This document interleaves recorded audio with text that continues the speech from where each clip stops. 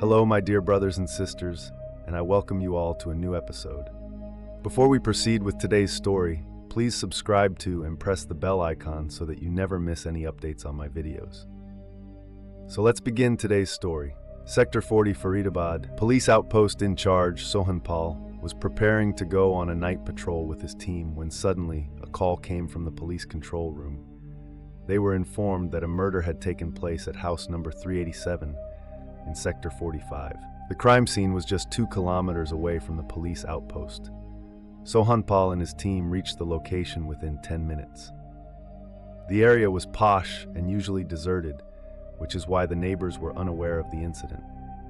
However, when the police arrived around 3 a.m., people from nearby houses started coming out.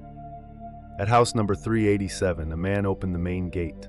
He was identified as Rajesh Singh, a tenant living in the same house. As Sohanpal entered, he saw a girl lying dead on the bed. Her throat had been slit. The bed was completely soaked in blood. The wardrobe and its locker were open, and the belongings inside were scattered all over the room. At first glance, it appeared to be a robbery and murder case. It seemed that the intruders entered with the intention of theft, and upon resistance, they killed the girl before escaping with valuables and cash.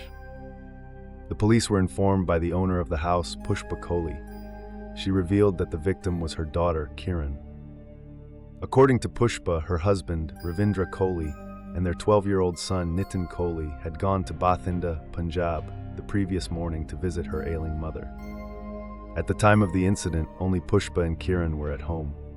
The news of this shocking crime in a posh locality quickly reached senior police officials, who also arrived at the scene. During interrogation, Pushpa Kohli made a shocking revelation. She stated that around 9:30 p.m. the previous night, she was in the kitchen preparing food, when suddenly 2 women wearing burqas entered the house through the main gate. Kiran let them in. When Pushpa asked Kiran who they were, she responded, "They are my acquaintances. I need to settle some financial matters with them." At that moment, the 2 burqa-clad women were sitting on the sofa. Since their faces were covered, Pushpa couldn't see their faces clearly. She left them in the living room and went back to Kulth. She had gone to her room. According to Pushpa, after some time, Kiran came to her room with a glass of water. Since she had eaten just a while ago, she drank the water and placed the glass on the table. After that, either she lost consciousness or fell asleep. According to Pushpa, around 2 a.m., when she woke up, both her hands and legs were tied with a scarf, and a cloth was stuffed in her mouth. When she tried to get up, she fell off the bed. Because of the cloth stuffed in her mouth, she couldn't make any sound. Pushpa further stated that with great difficulty, she picked up the phone lying on the bed and first dialed Kiran's number, but she didn't answer. Then she dialed her maid Sapna's husband, Ajit. The call connected, but due to the cloth in her mouth, she couldn't speak. So she dragged herself to the door and started banging on it with both feet. Hearing the noise, the tenant, Rajesh Singh, came downstairs. He unlocked the door from the outside and freed her hands and feet. By then, the maid Sapna and her husband had also arrived. Pushpa Kohli further said that when she asked where Kiran was, Rajesh Singh replied that she must be sleeping in her room. However, when they checked her room, Kiran was found dead. Someone had slit her throat and killed her. Her entire bed was soaked in blood, and the contents of the wardrobe were scattered all over. Seeing this, she immediately informed the police about the incident. While narrating these events, Pushpa Kohli broke down in tears. The police took her husband's number and informed Surendra Kohli about the incident, instructing him to reach Faridabad as soon as possible. Meanwhile, based on Pushpa's complaint, the police registered a case under IPC sections 302 and 394 against unknown attackers. In the morning, ACP Poonam Dayal, considering the seriousness of the case, transferred the investigation from the local police to CIA NIT Inspector Vimal Kumar, Sub-Inspector Narendra Kumar, and Ashwini Kumar to ensure a swift resolution of this murder case in the posh locality. Inspector Vimal Kumar, along with his team, inspected the crime scene. He also called the police photographer, fingerprint experts, and forensic team to gather necessary evidence. After the preliminary investigation, Kiran's body was sent for post-mortem. The post-mortem report revealed that she had died due to a severed windpipe. It seemed that because of this, Kiran had accumulated a considerable bank balance. On the other hand, her husband, Ranjit, didn't earn enough from his job to cover the household expenses properly. When someone suddenly starts making more money, many weak individuals can be led astray. The same happened with Kiran. As her source of income increased, she began coming home late after drinking alcohol. Ranjit told Kiran's mother, Pushpa Kohli, about this. Pushpa tried to explain things to Kiran on her own level, but there was no change in Kiran's routine or behavior. As a result, the differences between the husband and wife began to grow. Ranjit and Kiran had several heated arguments over this issue. When the differences grew too much, Kiran filed for divorce against him in the Saket court of Delhi. After that, on June 27, 2013, she left Ranjit and came to live with her mother in Faridabad. Even after returning home, there was no change in Kiran. Now, she started drinking at nightclubs and coming home late at night. When asked about it, she would resort to abusing and even physical violence. Kiran's high-profile lifestyle was bringing shame to the Kohli family. Not only was the daughter living at home even after marriage, but she was also returning home late after drinking. Pushpa Kohli was becoming increasingly stressed about this. She couldn't figure out how to solve this problem. While all this was happening, Kiran was murdered. Inspector Vimal Kumar and his team thoroughly examined the crime scene and found several inconsistencies between the report written by Pushpa Kohli and the evidence found at the scene. Taking this into account, they separately recorded the statements of Surinder Kohli's tenant, Rajesh Singh, the maid Sapna, and her husband, Ajit. Upon cross-checking their statements, Vimal Kumar began to have doubts. For instance, Kiran had given Pushpa a glass of water, which, after drinking, made her faint and possibly fall asleep. It was strange that Kiran had given her mother water without being asked, and that Pushpa drank it. Inspector Vimal Kumar smelled the leftover water in the glass, and it seemed like normal water without any odor. Nonetheless, he sent the water and glass to the lab for further testing. When Pushpa Kohli was questioned about the appearance, clothing, and voice of the two women in burqas, she couldn't provide a satisfactory answer.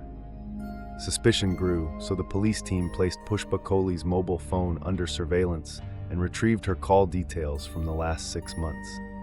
In the meantime, Pushpa's husband, Surinder Kohli, son Nitin, and other relatives also arrived, and the atmosphere made it difficult for the police to interrogate Pushpa directly.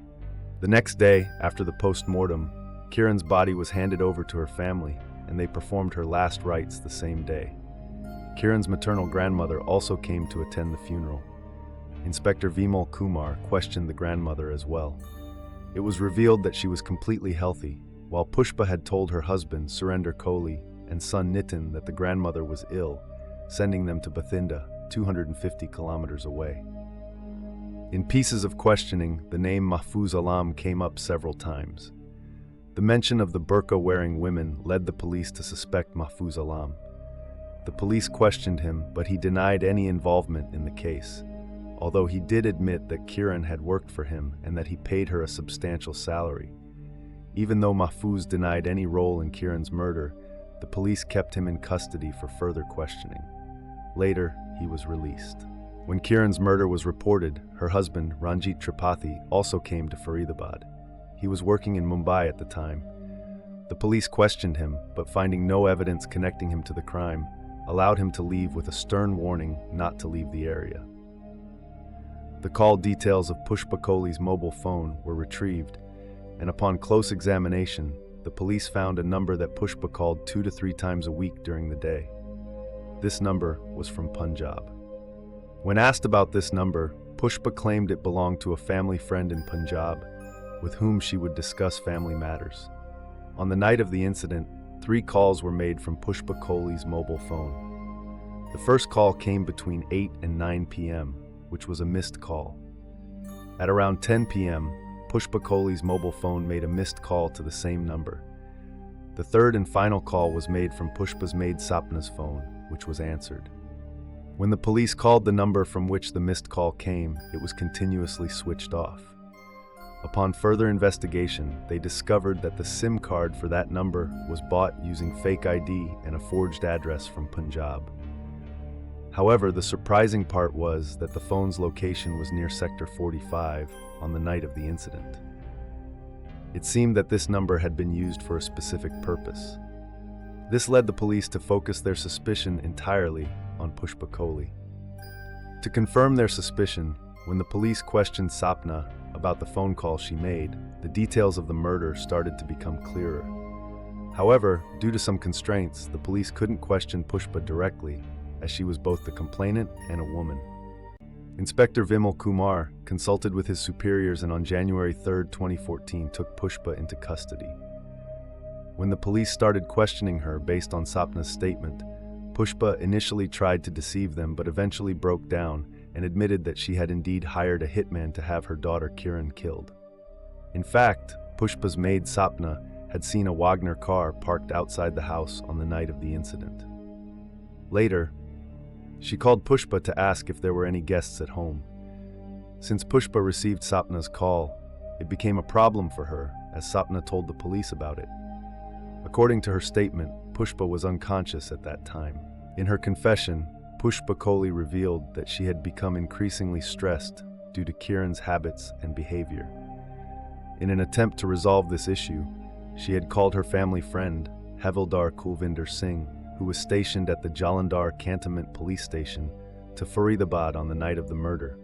Kulvinder arrived with a companion in a Wagner car on the evening of December 27th. He had left his mobile phone at home in Jalandhar to avoid drawing any attention during the police investigation. When he arrived, he was able to prove that he was in Jalandhar at the time of the murder. Kulvinder had brought a new SIM card purchased under a fake ID from Punjab. He inserted this SIM into another mobile phone and gave missed calls to Pushpa Kohli to inform her that he had reached Faridabad. According to the pre-planned strategy, Pushpa called him back with a missed call, signaling that the way was clear and he could enter any time. That night, in the darkness, Kulvinder and his accomplice entered the house, slit Kiran's throat, and scattered the items in the wardrobe around the room to make it look like a robbery and murder. At the time of the murder, Pushpa Kohli had gone into her bedroom and covered her ears with a pillow so that she wouldn't hear her daughter's screams.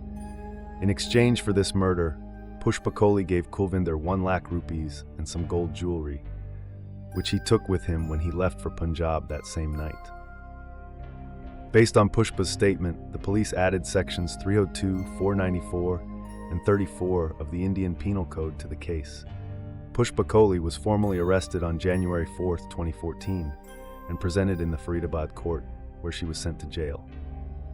A police team went to Jalandhar to arrest Kulvinder and his accomplice, but they had already gone underground. They may have received advance information about the arrival of Haryana police. The Faridabad police, under pressure from higher authorities, is trying to apprehend the fugitive constable Kulvinder and his accomplice. Pushpa Kohli is in jail.